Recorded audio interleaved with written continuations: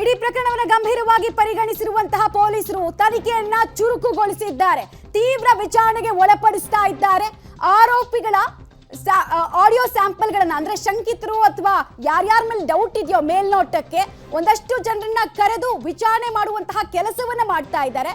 So ಅಂಥವರ audio ಸ್ಯಾಂಪಲ್ಗಳನ್ನ ಕೂಡ ತರಿಸಿಕೊಳ್ಳುವಂತಹ ಪ್ರಯತ್ನ ಎರಡೂ ಕೂಡ ಆಗ್ತಾ ಇದೆ. ಹಾವೇರಿಯಿಂದ ಕೂಡ ಕೆಲವರನ್ನ ಕರೆಸುವಂತಹ ಪ್ರಯತ್ನವನ್ನ ಪೊಲೀಸರು ಮಾಡಿದ್ದಾರೆ. ಈಗ ಆಲ್ರೆಡಿ ತಡರಾತ್ರಿ ತನಕ 4 ವಿಚಾರಣೆಗೆ ಒಳಪಡಿಸಿದ್ದಾರೆ ಅನ್ನೋದು ಕೂಡ ಗೊತ್ತಾಗ್ತಾ ಇದೆ. ಎಷ್ಟು ಜನ ಘಟನೆ ನಡೆಬೇಕಾದ್ರೆ ಉಪಸ್ಥಿತರಿದ್ರು, ಯಾರು ಯಾವ ಘೋಷಣೆಯನ್ನ ಕೂಗಿದ್ದು ನಿಜಾನ, ಎಲ್ಲ ಆಯಾಮದಲ್ಲೂ ಕೂಡ ತನಿಖೆಗೆ ಒಳಪಡಿಸ್ತಾ ಇದ್ದಾರೆ ಪೊಲೀಸರು. ಗುಮಾನಿ ಇದ್ದವರ ಮೇಲೆ ಎಲ್ಲರನ್ನೂ ಕೂಡ ಪೊಲೀಸರು ವಶಕ್ಕೆ ಪಡೆದು ವಿಚಾರಣೆ ನಡೆಸುವಂತಹ ಕೆಲಸವನ್ನ ಕೂಡ ಮಾಡ್ತಾ ಇದ್ದಾರೆ.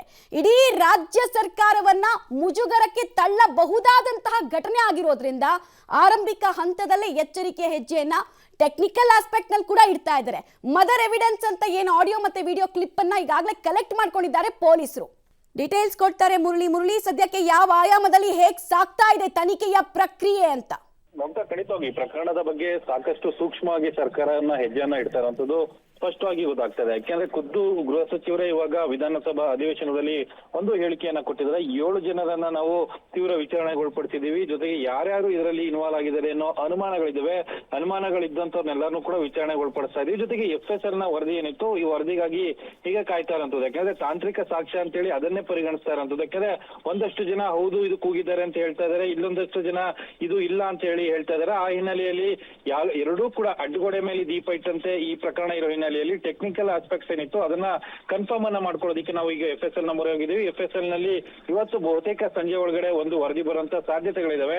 ಸಂಜೆ ವರದಿ ಬಂದ ನಂತರ ಅದು ಬಹಿರಂಗ ಆಗುತ್ತೆ. ಬಹಿರಂಗ ಆಗಿ ಅಕಸ್ಮಾತ್ ಏನಾದ್ರು ಆ ಹೇಳಿಕೆಗಳು ಬಂದಿದ್ರೆ ಅವರ ವಿರುದ್ಧ ನಿರ್ದಾಕ್ಷಿಣ್ಯವಾಗಿ ಕ್ರಮವನ್ನ ಕೈಗೊಳ್ತೀವಿ ಅಂತೇಳಿ ಗೃಹ ಸಚಿವರು ಕೂಡ ಮತ್ತೊಮ್ಮೆ ಅಧಿಕೃತವಾಗಿ ಹೇಳಿದಂಥದ್ದು. ಜೊತೆಗೆ ಈ ಪ್ರಕರಣಕ್ಕೆ ಒಂದು ಬಲಿಷ್ಠವಾದ ಒಂದು ತನಿಖೆಯನ್ನ ಮಾಡ್ತೀವಿ ಅಂತೇಳಿ ಕೂಡ ಭರವಸೆಯನ್ನ ಕೊಟ್ಟಿರುವಂತದ್ದು.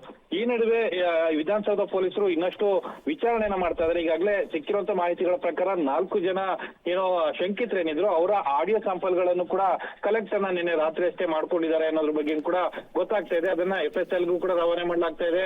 ಅದನ್ನ ಮ್ಯಾಚ್ ಮಾಡುವಂತದ್ದು. ಯಾಕಂದ್ರೆ ಅಲ್ಲಿ ನಾಸಿರ್ ಸಾಬ್ ಜಿಂದಾಬಾದ್ ಅಂತ ಇರ್ಬೋದು, ಮತ್ತು ನಾಸಿರ್ ಖಾನ್ ಜಿಂದಾಬಾದ್ ಅಂತ ಇರ್ಬೋದು, ಅಥವಾ ಪಾಕಿಸ್ತಾನ್ ಜಿಂದಾಬಾದ್ ಅಂತ ಏನೋ ಆರೋಪ ಇದೆ, ಅದಕ್ಕೆ ಪೂರಕವಾದ ಹೇಳಿಕೆಗಳಿದೆಯಾ, ಅದನ್ನ ಯಾರು ಹೇಳಿದ್ದಾರೆ, ಎರಡನ್ನೂ ಕೂಡ ಆಡಿಯೋ ಮ್ಯಾಚ್ ಮಾಡೋದಕ್ಕೋಸ್ಕರ ಈಗ ತನಿಖೆಯನ್ನ ಮಾಡಲಾಗ್ತಾ ಇದೆ. ತಾಂತ್ರಿಕವಾಗಿ ಇದರ ತನಿಖೆ ಆದ ನಂತರ ಯಾವ ಮಾಹಿತಿಗಳು ಹೊರಗಡೆ ಬರುತ್ತದೆ, ಜೊತೆಗೆ FSL ಏನು ವರದಿ ಕೊಡ್ತಾರೆ, ಮತ್ತು ಸರ್ಕಾರದ ತನಿಖೆ ಮತ್ತು ಪೊಲೀಸರ ತನಿಖೆ ಯಾವ ಹಂತಕ್ಕೆ ಬರುತ್ತೆ ಅನ್ನೋದ್ರ ಬಗ್ಗೆ ಕೂಡ ಸಾಕಷ್ಟು ಕುತೂಹಲ ಇರುವಂತದ್ದು. ಮಮತಾ, ಧನ್ಯವಾದ ಮುರಳಿ ತಮ್ಮೆಲ್ಲ ಮಾಹಿತಿಗಾಗಿ.